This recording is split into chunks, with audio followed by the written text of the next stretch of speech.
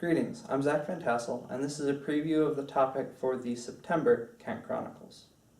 This is the middle month in our trilogy of discussions on the 1930s. In August, we talked about the early 1930s. We talked about the Depression, and we talked about how people dealt with it.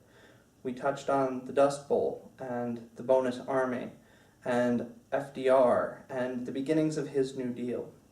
For September, I'm excited to dive deeper into the New Deal and specifically talk about some of the programs that were devised to help put Americans back to work.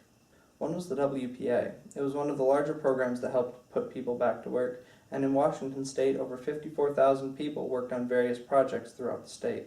Projects ranged in size. One was the Grand Coulee Dam, which provides power for much of Washington, while others worked on smaller projects, like the Kent Elementary, the Panther Lake, and the Meridian grade schools.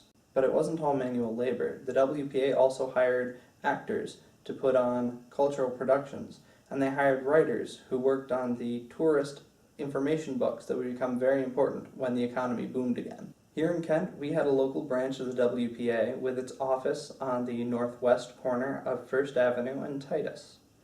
Not only did they build the schools, but they also did some fairly substantial road work.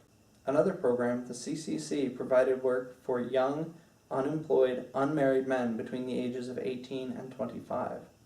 These men went to Army-style camps where they did work to preserve the land and improve the infrastructure.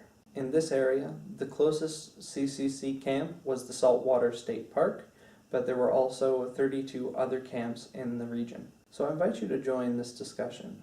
Bring down pictures of your parents or your grandparents working at these jobs, or any memorabilia your family may have saved. At the very least, come down and share your family's stories. We'll start with refreshments just before 11 o'clock, and we'll talk until about 12:30 on September 5th and September 7th. So I hope you'll join us.